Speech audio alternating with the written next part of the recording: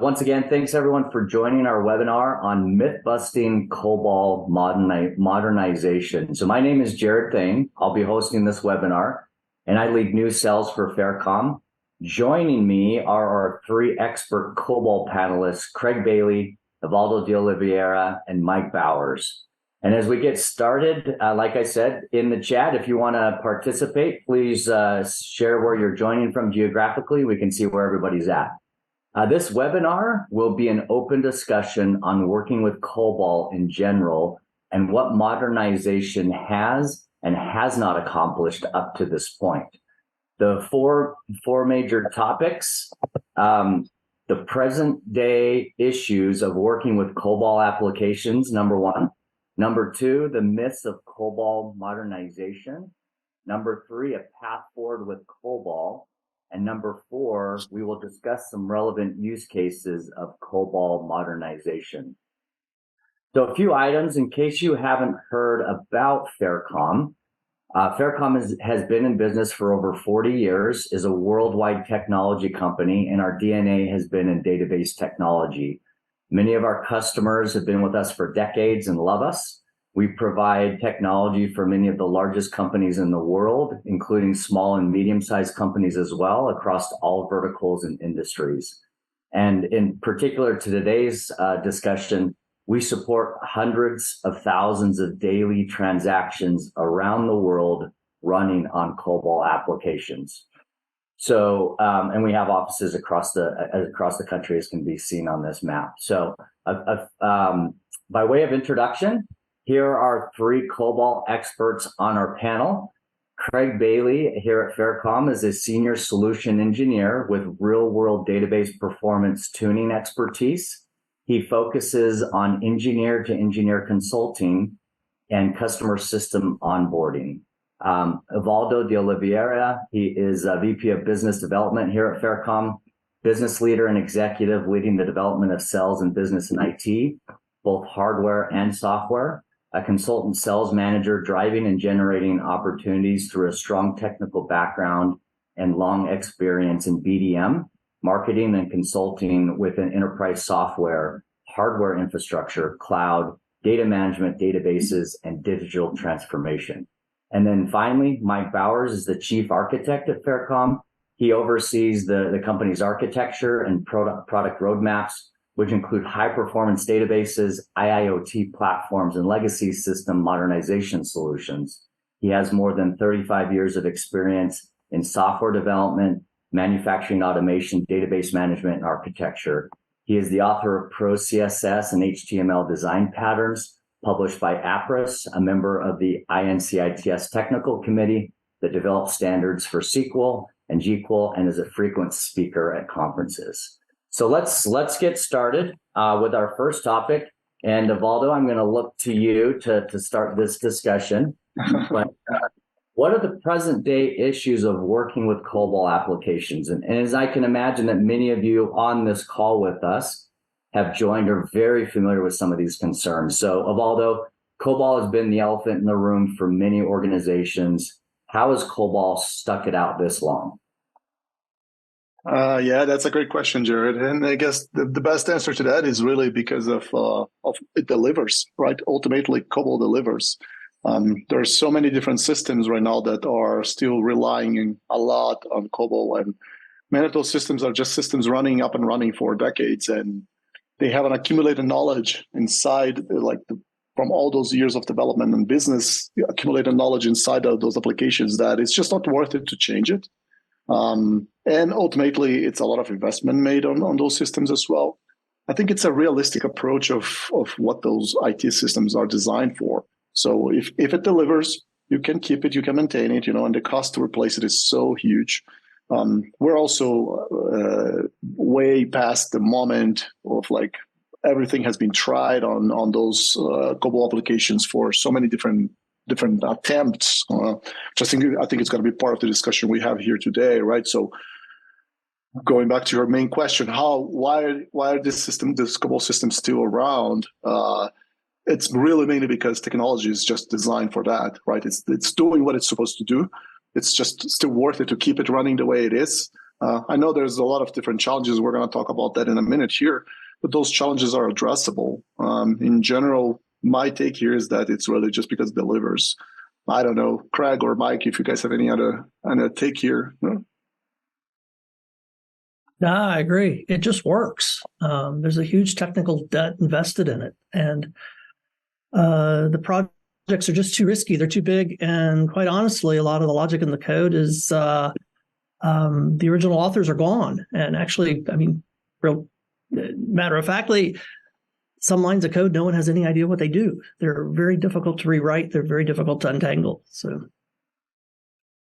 Yeah, and when you do a project to like modernize something and rewrite it, that's your solution? Let's rewrite COBOL into some other language. Other languages, it can be done, but since that knowledge is gone, what does this do? How does it work?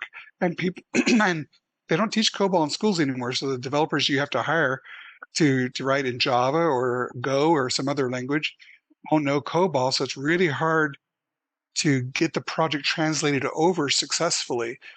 But we'll come back to this later. But the biggest problem is how you process data in COBOL, and the modern languages and the modern databases do not process data the way COBOL needs it processed. And so that breaks, and that causes your project to fail. And then you just say, well, we're staying on it. We can't spend the millions to replace it, so we're going to stay on this because it works. Yeah, there's a technology aspect. You're right, Mike. There's a technology aspect to what it does very well that I don't think there is any good replacement. Of course, the paradigms have shifted and changed quite a bit, and the way COBOL was, from what COBOL was designed originally to be doing, and then how people are developing applications right now. Of course, quite a completely different world. However, there are things that COBOL does that it's still, I don't think there is good technology that has replaced it properly. The main one is definitely data I/O, to your point, right, Mike? Like the way COBOL can quickly access the data and has a strong focus on files and data stored and persist on disk, and then how to process that amount. This is part of the reason why most of the systems that are running in COBOL today, many of the systems that are running in COBOL today, are really, the question is really huge amount of data, right? And they have to process this data usually in a block, and all of a sudden, all of them together, like big batch operations running through that data set in a single take. Again, different paradigms between, if you think about a web application or like the way applications run right now, like even on the mobile applications, you don't run a big batch operation on your phone, right? Like there's no big update you have to do in gazillions of records in your own phone. But that's still the reality in many business applications out there. And for those applications, many of them that came through COBOL and passed through all the modernizations and all attempts to rewrite and all attempts to get it, to take it away and do it in a different way, which essentially means rewriting, to your point, it wasn't just worth it, right? And there's no technology to replace it, and the effort to do it was not justifiable. Yeah, I guess that's essentially that explains the elephant in the room, Jared, I guess. No, and that makes sense. And I'd say let me frame a question this way, and I want to see what you guys have to say, because I feel that many folks will be very understanding on this. So what are some of the most common obstacles or pitfalls that organizations face when working with a COBOL application? And Valdo, maybe if you want to start off on this one as well. Yeah, the main one that people complain, which I kind of feel like I don't think it's really that important, is the fact that the people are retiring and nobody learns COBOL, right? COBOL is just another language. It's just another programming language. Anyone can learn COBOL. That's not hard, right? One of our customers the other day actually mentioned that in an interview, they actually said, like, how do you deal with the lack of people? They're like, we train more people. Yeah. Just like they do with anything else, right? So if you have any new application that your company adopts, you're going to have to train those people in the new application the same way. It's technology. It's just another language. By the way, not a very difficult language to learn. It's one of the simplest one, actually, in many, many different ways. So I guess this is more like one of the things, well, I guess one of the fallacies, or maybe trying to bust one of the myths here. I don't think it's a major problem. I think, of course, it gets harder to hire people because you don't have like as many people that know COBOL, but it's not something you cannot just teach, right? I don't know what you guys think about. Well, when I was at Freightliner, they had a policy. They had a mainframe, and they had normal web developers too. And they would hire out of school, and their policy was the first year as an employee of Freightliner, you had to learn the mainframe, and then you had to learn COBOL on the mainframe, because that's what they had a lot of their apps written in. You had to learn it. You had to pass through that. Then you could move on, and you might still have some mainframe tasks, but then you can move on to be a web developer or a backend developer or whatever you're doing. And so, and I was a contractor at Freightliner, and I worked with a young woman who was just out of college, and that's what she had to do. She just finished her year, and her goal was to be a web developer, and she was doing both, a little bit of mainframe support and then web projects as well. So it was successful. I mean, they didn't love it, to be honest, because that's not the cool thing to do, is to learn COBOL. Yeah, there's the cool aspect, right? Yeah. But besides the cool part, as long as you have a mix, Freightliner was lucky they had a mix, right? They had some modern stuff, and then they had the COBOL, and she wasn't mad or angry about it. It's just another language. That's what COBOL is, a programming language. I've programmed in so many programming languages. It's ridiculous. It doesn't matter. You throw any language at a programmer, exactly. and you can read it, code it. It's if statements and loops and fors and whiles, and the logic's the same. It's just language. The beauty of COBOL was that it was actually written for accountants to write. It was written for a very average non-computer science person to put together applications to do data processing, and it does that very well. And I think it strikes to your point, Mike. You look at the job applications out there, and they want 5 to 10 years COBOL experience, 5 to 10 years mainframe experience. Do they really need that for such a basic language to process? So I think a lot of companies are cutting themselves short just on the job application process. And I think Freightliner did it right. Throw them on there for 6 months to a year, and they're going to have the skill set for life. And it's a great skill set to have. Yes, it really is. You get paid some really good money learning a specialty language.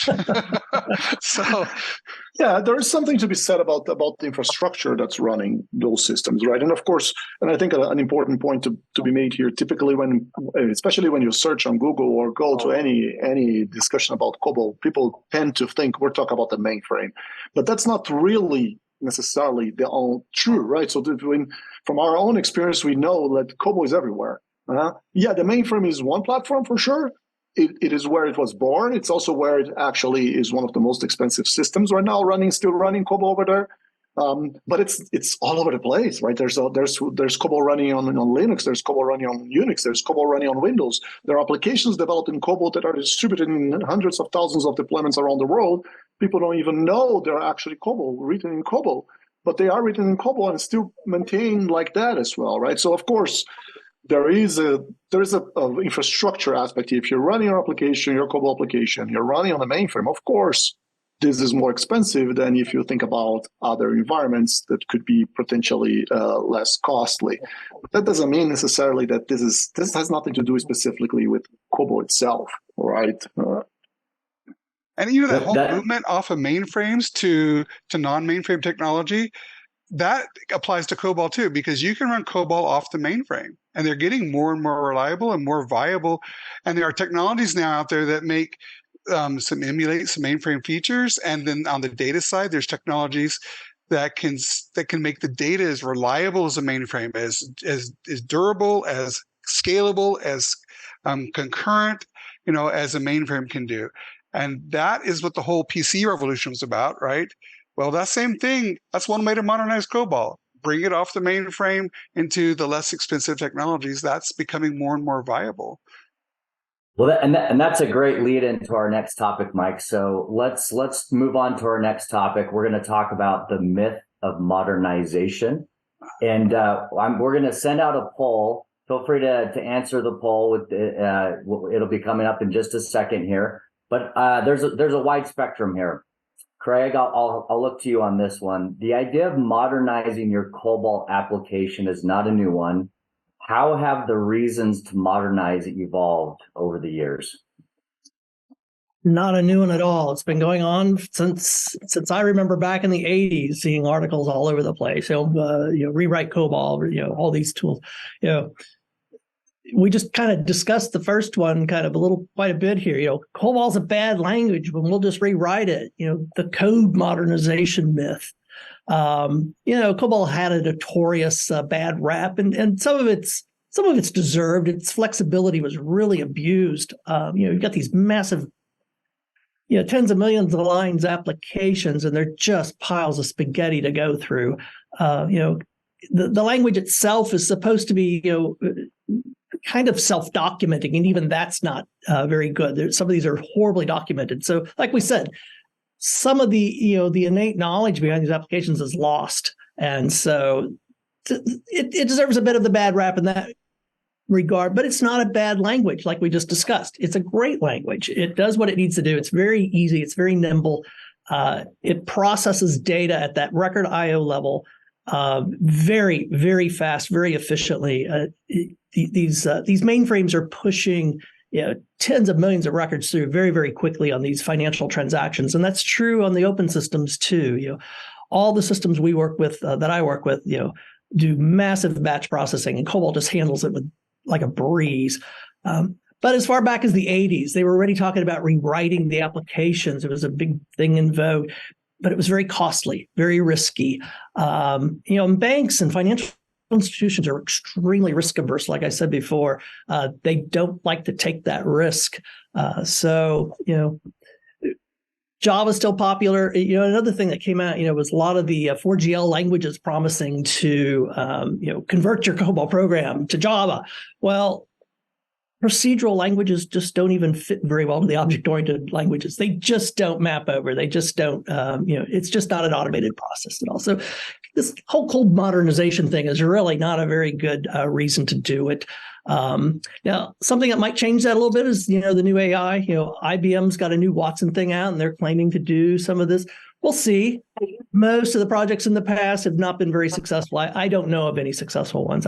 I worked at an insurance company back in the mid-90s, and we did a massive project to get rid of all of our COBOL. And the big mantra was paperless. We're going to go paperless, and it took the company down. The company actually failed because of this project. It had more people on the project than working in the company at one point. So, code modernization is not a great way. You've got Yeah, go ahead. No, I was going to make a point about what you just mentioned before. I think you actually pressed a button that it was really important about the modernization side. I think it has always been focused in the wrong aspect of the challenge with COBOL, which is the language, when I think the main point is really the data, not so much the language itself, right? So the language is just another language, but the data, the fact that the data is sitting in very proprietary format in a way that was very common in the past, but nowadays not that common, which is very record-oriented, structuring files, And I see a comment here about some of the data formats, like, for example, in ABCD, which is completely different than ASCII system. So there is data conversion aspect involved here, which speaks to the pragmatic aspect of the modernization. I always thought it was wrong, right? So if you just look at COBOL as just another system and think about what is the challenge of what is that system imposing as a challenge for an organization? It's really the fact that the data is closed in a silo and it's hard to share the data with other systems. That's essentially what is the challenge here. So it's not so much about modernizing. It's not about modernizing the applications or the language or whatever has been developed on that language. That doesn't really require modernization. What requires modernization is, can we get that data that is so important for that company shared with other systems, because the systems evolved around the COBOL application and now they cannot just easily access the data for multiple reasons, right? The main one is really very proprietary environment, but that is not so much about modernizing, and that's why you mentioned some of the projects failed, Craig. They failed because essentially, and I like to joke about that, I used to work with a hardware company in my past life experience, and I always say that hardware eventually breaks, software eventually works. There is a cumulative knowledge on the language, on the applications that were developed, that if you want to let's try to modernize that, you have to throw it away and write again and just to throw away a bunch of important things, right? So really hard to get to the level of maturity that system had before, when ultimately if you shift your focus, maybe just integrate the data to that system, and then potentially what does that mean to the organization? That is probably enough, right? Yep. That's exactly it. In fact, some of the other reasons I had, you hit the big one was the data modernization, I call it. The myth of my data is stuck in a silo. It's the COBOL data. My DevOps, my COBOL dev team owns this data, and my poor DBA team is always struggling to get it with the D+1 problem, the D+7 problem. So yeah, a lot of tools were written to solve that problem through the years too. ODBC drivers, and they put embedded SQL statements, and they try to cobble in Oracle in the back end and feed the data into Oracle. All these things really proved slow, big giant stacks, expensive. Very few of them worked very well at all. So yeah, the data relational data in COBOL have always been like the oil and water. Redefines and split keys and all the fun things you can do in COBOL data that really makes your application super nimble. Just wrecks SQL. So absolutely. But there are some other myths. Another myth is COBOL is holding back my application stack. The whole application modernization thing, scalability, deployment challenges. These are not all true. What you really just need is a solution that can really just help you distribute that data. And again, it comes back to the data. These aren't really application problems. These are data problems. They're trying to distribute data at scale, at cloud scale. COBOL applications don't do that well, but it's a data problem. It's not an application problem again. Yeah, it's interesting you say that, because like SQL was a big push for on top of COBOL systems in the late 2000s, right? A lot of people were like, move everything to a relational database.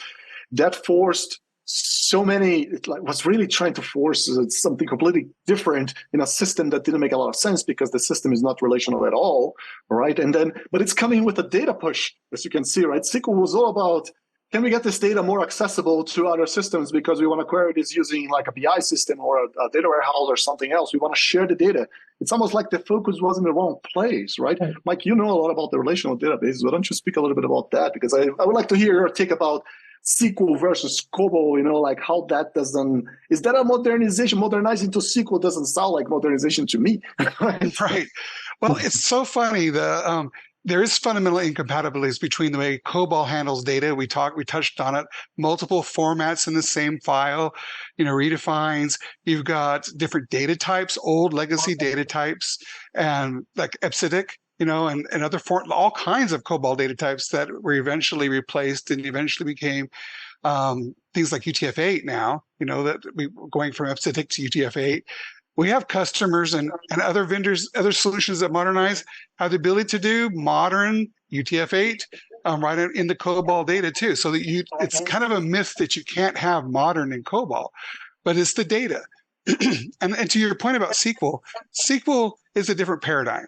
And it's funny how the industry recently, over the last 20 years, or even 15 years, has focused on NoSQL. And I was a big part of that NoSQL revolution. I'm a big fan of it. I'm a SQL expert. I'm on the SQL ANSI committee, so I'm not anti-SQL by any means. I love SQL, but there's a NoSQL movement that's specialized to change the data paradigm. Here's the irony of it. NoSQL is going back to the same data paradigm that COBOL uses. COBOL uses big batch processes. What do you do in these NoSQL big batch processes? They do the techniques you can use in COBOL. We have some customers that I know that are using COBOL, and they shard their data, and they use NoSQL techniques to shard the data and run it in parallel. That's just normal stuff you do, because in the COBOL world, it's a NoSQL world, and the NoSQL techniques work. Mm-hmm. So the problem is we kind of like Back to the Future, where the world went away from a NoSQL paradigm, which is the batch processing COBOL techniques, to a SQL, which is lots of benefits there, different. And then the world shifted from SQL back to the NoSQL, which is what the COBOL uses. What we need is a system, a file handler, something that can do both, that it can give you the NoSQL file handling capabilities that you need to handle cloud scale and the SQL capabilities to do what they do. That would be nirvana if we could have a solution that can do both NoSQL and SQL on the same data at the same time. And Mike, imagine too, what if you could take a JDBC driver and just talk directly to your COBOL data without having to take it out and renormalize it and put it into another database? What if you talk to the same single data store with multiple interfaces, API interfaces? That's a game changer. that Totally. really opens your data completely up to the organization in real time. And it's not a COBOL problem, it's a data problem, right? How do you make that COBOL data, exactly right? There has to be some kind of file handler out there that can read the COBOL data and all of its native glory and its old style, EBCDIC and other formats that it has, right? All the different native types, and all of a sudden make it modern. And that is possible. That is not a fantasy. That's a reality. Yeah, and I think we've kind of moved into this topic number 3, and Mike, I'll maybe have you continue your thoughts here. But in terms of the current status of COBOL modernization, what options do most organizations have today? Yeah, I mean, as we've talked about, the problems are if you're on an open system. Not so much a mainframe. Mainframes have solved the problems with concurrency and scalability, high availability, durability, consistency, and integration. Integration is still a problem on mainframes even, because getting your data integrated across lots of systems is hard when it's legacy data. But these problems on the open systems, on the servers, the Linux servers and the Windows servers, they struggle with that because they never had a good file handler that was really high end. Like the mainframe file handlers for COBOL are very well done and can do consistency and concurrency, et cetera. But on the open system, they haven't had that. And so the open systems are really struggling. And that's been one of the myths of COBOL is you're stuck on a mainframe if you want a good quality COBOL system, and then you're paying a very high expense to be there. That's the myth, is because people don't know there are solutions on the market. That's why we're doing this whole webinar, right? There are solutions on the market that can give you consistency, concurrency, scalability, durability, and integration, like Craig was talking about, ODBC and JDBC drivers right on top of your COBOL data. The trick is to realize the problem with COBOL is not COBOL, it's the data system underneath, the file handler underneath COBOL. If you can replace the file handler in COBOL with something better that has all these features, then you can fundamentally modernize COBOL. And your COBOL app doesn't have to be rewritten, because COBOL doesn't know any difference. There's just a better file handler underneath. Now, that changes the whole game when you think about it that way. Some of the vendors have tried to do that in the past by saying, let's stick a SQL database underneath COBOL. Well, that doesn't work. SQL is oil and water because it's a new data paradigm. It's not the NoSQL paradigm that COBOL needs. So you need a file handler that is fundamental, natural, and capable to work with COBOL. And so you must look for a solution that can do that and do it really well at high speed. And then also when you do that, you can get concurrency in more processing, and you're getting massive scalability on your app that you never could have before. And then you think about the data problems. And COBOL all the time is corrupting data on these open systems because the file handlers are not robust. Replace it with a robust file handler, your data corruption issues disappear. And all the workarounds you've had to build into your app for years, decades of backing these files up multiple times a day and restoring them when they get corrupted, and all that stuff goes away because you don't need to worry about corruption anymore. And then what about if you want to get data to modern systems? I got to get data out of COBOL. You have to write these programs that read the COBOL data, convert them to something that a modern system can ingest, and then shove it into the modern system. And that's a lot of development work. What if you could just stick an ODBC driver on your data and it's COBOL data, native COBOL data, and the SQL system can come and just come and get it? Or what if you have you want to get your data out of COBOL using a Java app? Well, what if you had a JSON API on your COBOL data that you could just query your COBOL data through JSON, get the data back as JSON, and just deliver that right into your app? Your app could just call JSON and get JSON data back, just like a JSON modern NoSQL database, but the data is COBOL. And you mentioned something, Mike, that I think it's important you're shifting the focus to what you call the file system, which is essentially how COBOL manages the data, right? And I think this is actually quite interesting to see how this makes the difference between when you look at the challenge with COBOL running on the mainframe versus the challenge of COBOL running in other platforms like Windows or Linux. Because like the mainframe, of course, has a very robust file system, and with the transaction monitor like Kix, for example, and Vism and all that. And I would say most COBOL applications run in a mainframe from the old times. They already somehow converted to some kind of either using DB2 or even relational databases. They have one set of problems here, which is like how to integrate this environment with other environments. But that's also part of the reason why they're still running those systems in the mainframe with COBOL, because it's still very efficient. But that's a different problem when you go to the open systems like Windows or Linux, because those systems running in COBOL, they never had a very robust file system at all, right? So most COBOL vendors, which is very concentrated right now, but like the COBOL developers and compilers and runtimes, they were always like more focused on the language side, on the application side, and always using a very basic, like non-mission critical at all file system. That introduced in the beginning was okay if you had like an application, a small application running a few users, concurrent users, sharing data in a file. But for some applications right now, those applications grew and they have thousands of users right now accessing data trying to compete concurrently to data in a single file. That is just a nightmare, right? Because the file system is not robust enough. So they run into data corruption problems. They run into data integration problems, like you mentioned. It's really all about the data itself, right? So it's two different modernization problems that people try to end up lump summing as it's a COBOL problem, when ultimately it's not really the COBOL problem. It's more like a data problem. And they're different depending on the platform where you're coming from, right? Definitely. And we've seen it when people replace the native file handlers that ship with a lot of these, open system COBOL, like, Aki COBOL or, you name it, all those, they're not robust. But when people replace those less robust systems with a robust file handler, all of a sudden apps scale to beyond whatever they could imagine, because but we've seen that. We've seen that with lots of banking customers, and other customers achieve lots of concurrency because they replace the faulty part of the system. It's not the COBOL, it was that file handler. And all of that allows them to also do the application modernization that they've been trying to do for years by breaking these monolithic applications down into much smaller modules. Well, now they can do things like microservices and other types of application deployments, because now they can scale that data out. If they take the data out of the picture and let a different technology manage the data under their COBOL, staying native with the COBOL file access routines, they can really scale and move these applications out to a whole new level that they couldn't do before.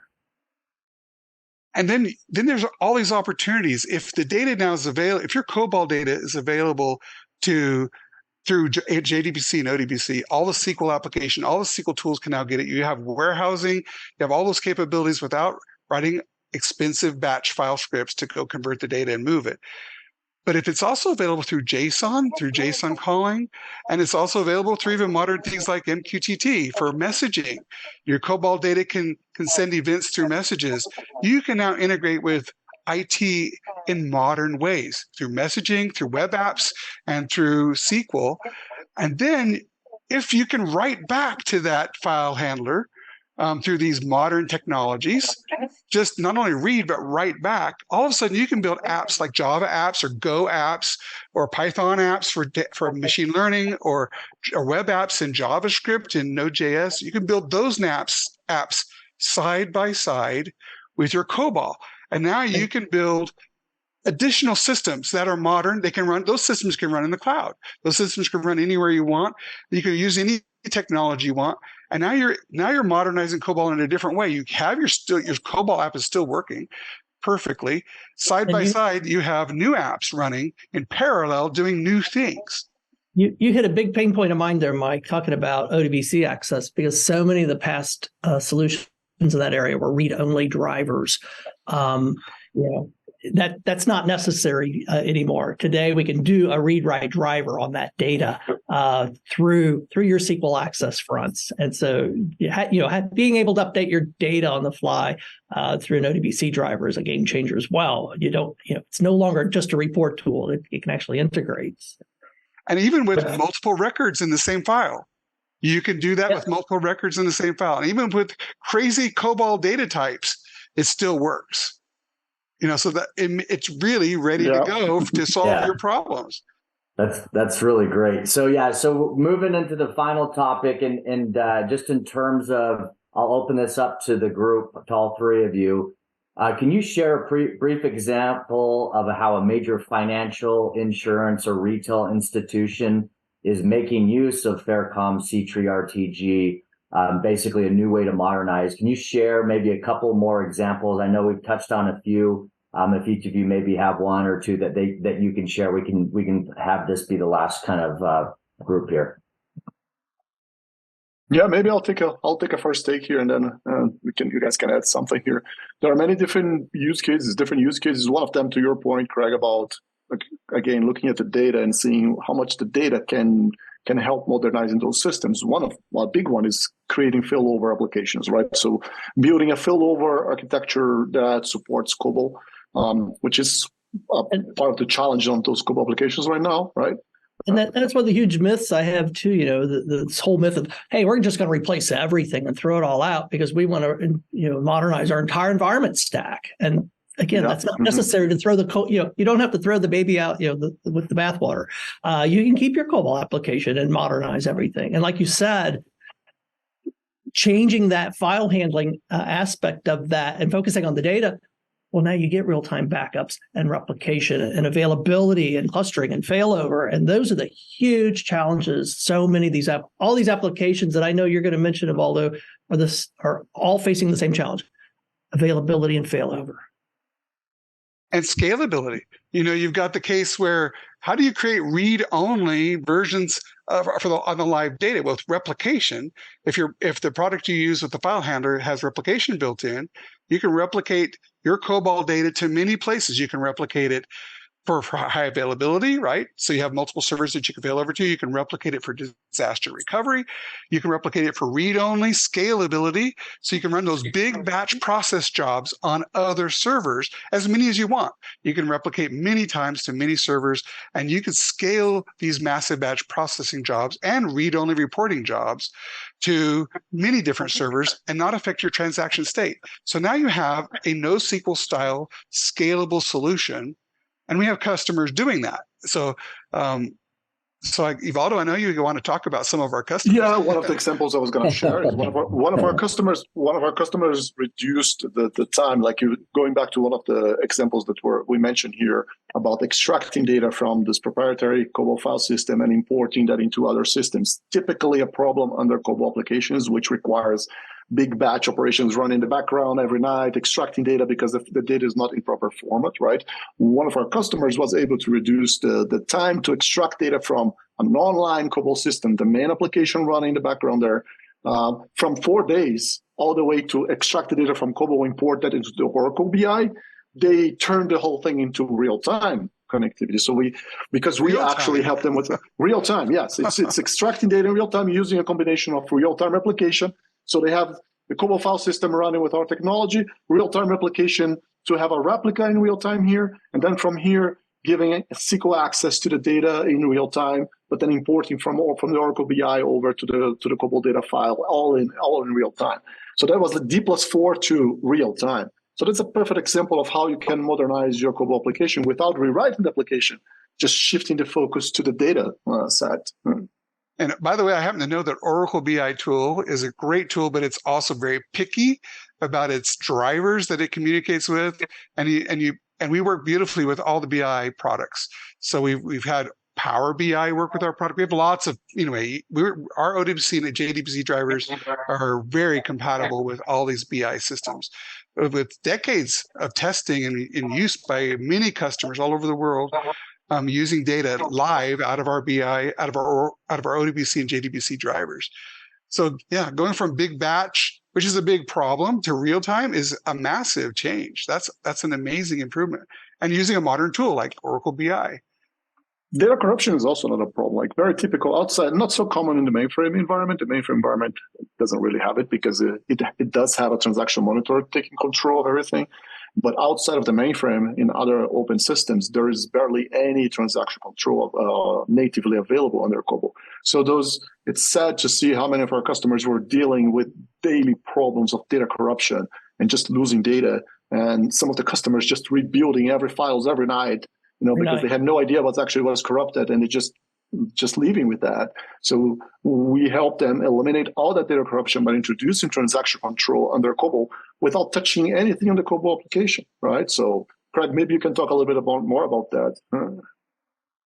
Yeah, no, it's such a unique challenge that they face in the open systems COBOL, because without the transaction control, anything that breaks in the application run or add-ins in the middle, bad data points coming through, they terminate and they've got corrupt indexes right away. And so, like you said, it's interesting. We're sitting in a room talking to a group of, discussing this very problem. They're like, oh, no, we don't have that problem. We don't have that problem. And someone's tapping someone on the shoulder going, that process we run every night at 2 a.m.? Yeah, it runs through and rebuilds every single index. And it's because they faced that challenge for so long. The big challenge that another customer faced in that same regard was they were using mirroring technology, Linux-based mirroring technology. They lost days of data because that entire solution failed. It just was not a robust solution for backing up data. They lost a day's worth of data of transactions in a very, very busy CRM system. We came in and we were able to show them to put transaction control in the data. And by putting that transaction control with write-ahead recovery logs, just like a real database does, as we are, now anything that happens, they immediately get automatic recovery on restart. They don't lose that data. They get roll forwards and roll backs. They get robust hot backups of the data. And the big bonus is replication of that data. So having that transaction control is really the secret sauce to get rid of that data corruption. And it eliminates all those nightly routines. They don't do those anymore. That's a big cost savings. That's a lot of personnel work that can be redirected to adding value to the Exactly. Yeah. Another example I love to share is like on the modernization aspect, again, of bringing new languages to the environment, but it has everything to do with the fact that you're not really trying to convert anything. You're more like trying to make them coexist, and shifting the focus again to the data. If we share the data with other environments, like one of our customers did, they froze the COBOL development. But because we gave them access to Java, to the same data files, so there's no replication, nothing involved, same data set, sharing because of transaction control, they can monitor multiple users concurrently access the same files. But they froze the COBOL development side and started to develop new applications in Java. And now they have mobile, they have all kinds of new applications going to the same data files from COBOL. COBOL is right here, slowly losing importance inside the organization. No big bang approach, no disruptive, nothing, just starting to hire new application developers here for the Java system. And this here just stays there. Eventually, maybe it will lose importance and will go away, but it doesn't necessarily have to. All right, so it's still doing its job over there. But they also relieve the pressure to hire COBOL developers because now they can hire in any new language. Again, if you can share the data underneath COBOL with other environments, a lot of the pain points go away, right? And those Java apps are reading and writing. That's exactly because of the transaction control, right? Yeah. Right. Mm-hmm. My favorite story on that data sharing was a customer that came to us specifically for failover. They were really in a situation where they really needed a failover solution that they did not have for many, many years. And they were really in a dire strait, very critical application, supply chain application. Once they got the stuff in and their DBA was in the room and she saw that we could actually put that sales data in a SQL table on live real-time data, the entire project switched from the failover DevOps group to a DBA team. When they found that they could connect Microsoft SQL Server with their other sales tools and applications directly on the live real-time data to give their sales team across the US on their laptops out there in the field real-time access to sales data and pricing and quoting information, that completely upended the whole organization. And it took so much more precedence. So just having that data channel over to a linked server to SQL Server, sharing the data with us, really made a strategic impact to that organization. And again, cost. It was a huge value add for them. One of the things I've enjoyed watching, sorry, I just had to share this. We've had several customers come to us and say, we've reached the limit of our scalability. We have opportunities to sell to bigger customers and expand our business in dramatic ways, but the scalability of the data is stopping us. And so by replacing the built-in file handler with the Faircom file handler for COBOL, they've been able to scale massively and just go to massive orders of increase their revenue by orders of magnitude, increase their customer base.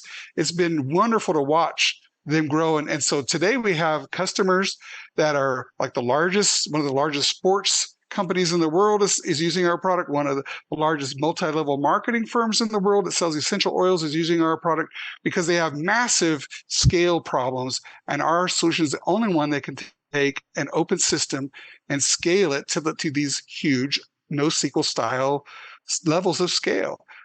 We have large banks doing the same kind of thing.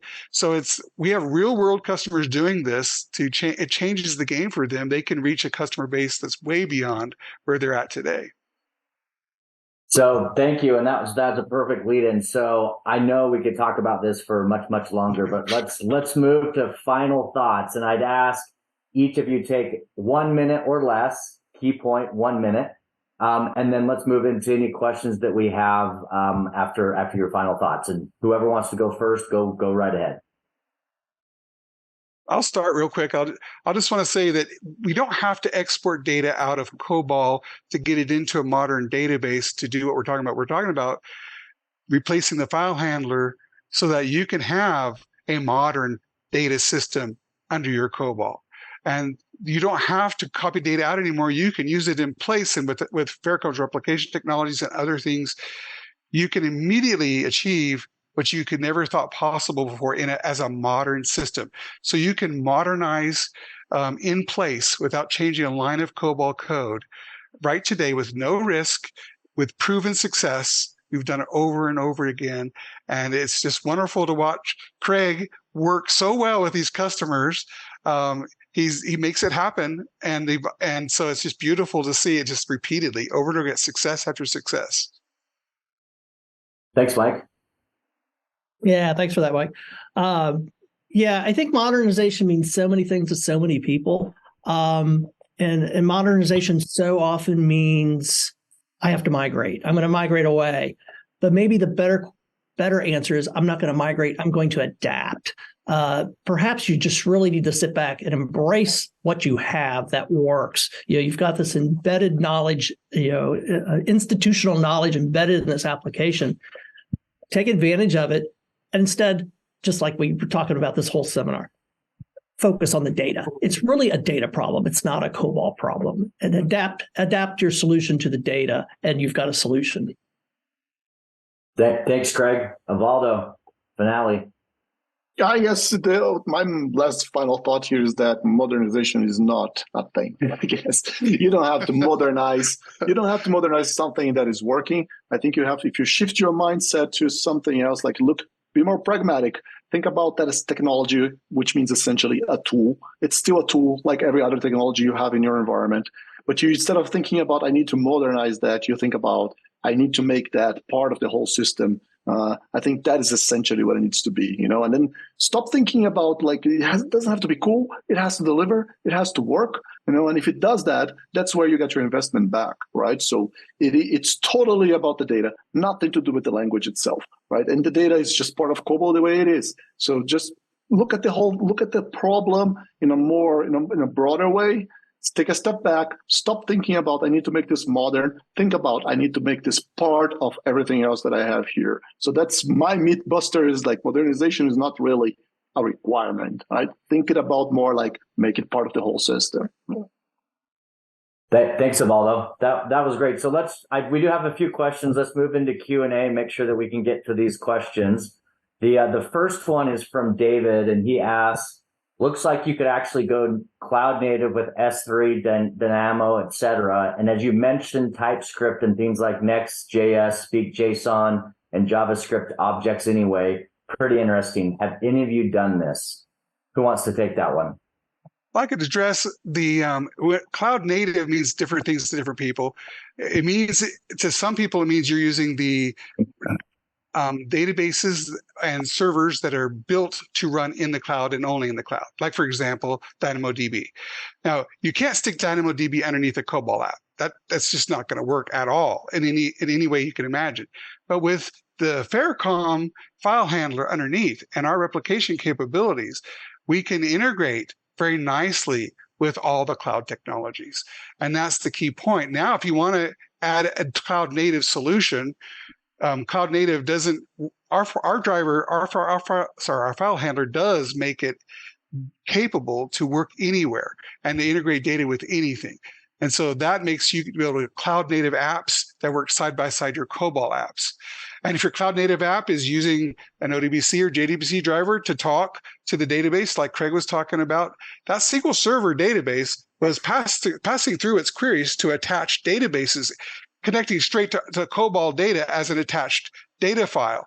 You don't have to move the data into SQL Server to do it. So all of a sudden, if you're going cloud native in Azure with SQL Server as your database, you could literally connect your COBOL data files to SQL Server and run your queries, and they're running through the Faircom ODBC driver right into your COBOL and back out.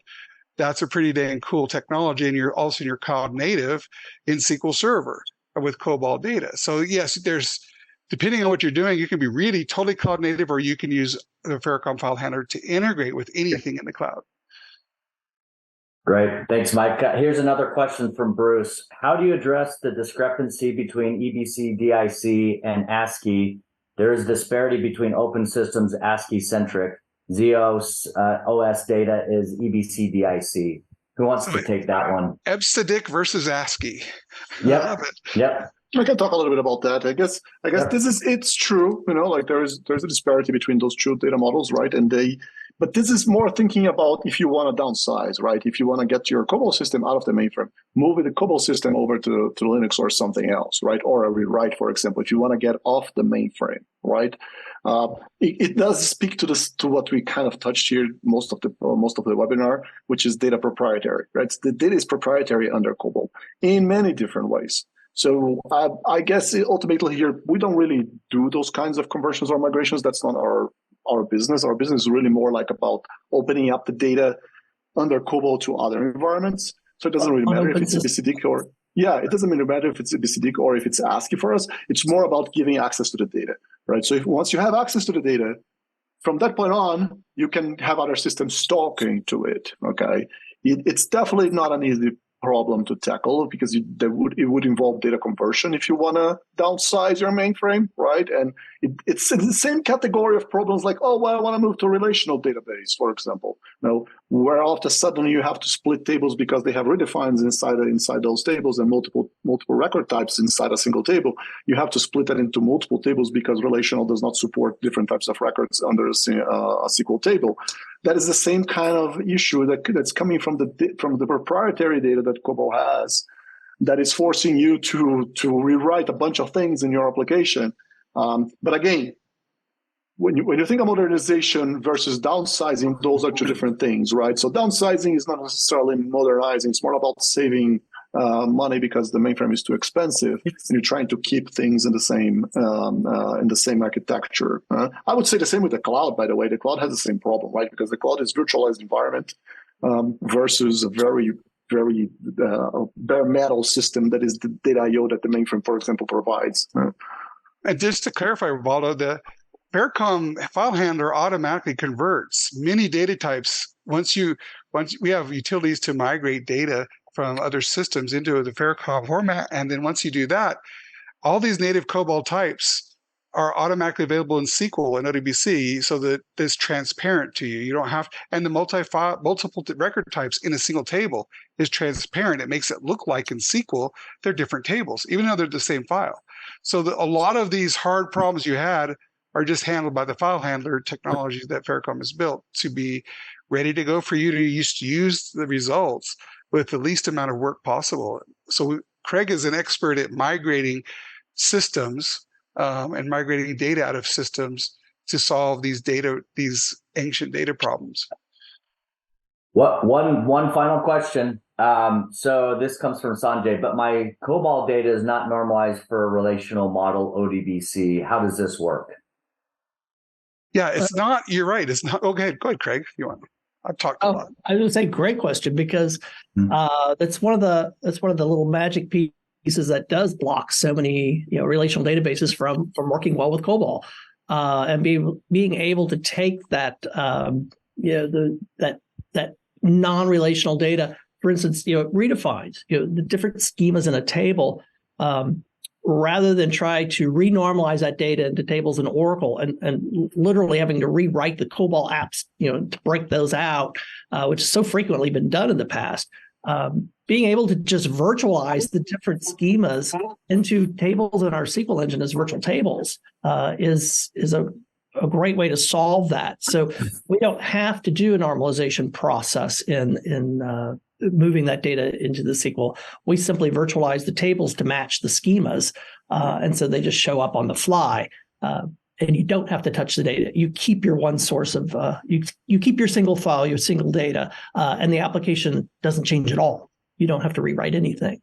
So the same applies to the data types. The native COBOL data types and turn out to be SQL types, and all your SQL engine just sees native SQL types. So you go from so all those native types. We have dozens of native COBOL types that are unique to COBOL. That over the years, modern languages don't support those old things anymore. Well, we hide that all from you. We virtualize the data type over, and it's now a SQL varchar, or it's a SQL date time.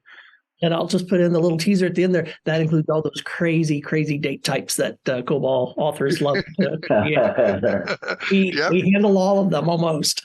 Thank you to our panelists and everybody that joined. So on the screen are a few additional resources that you can learn from. You can either take a screenshot, but we'll follow up to everybody with some links with resources in an email. And in closing, I wanted to thank you for joining us. If you weren't able to get your questions answered, then please reach out to us directly, and we can make sure that we provide you the necessary information. And we hope that you enjoyed the discussion and that you learned something about COBOL today. And once again, thanks to our panelists, experts. Thank you for your time, and have a wonderful day.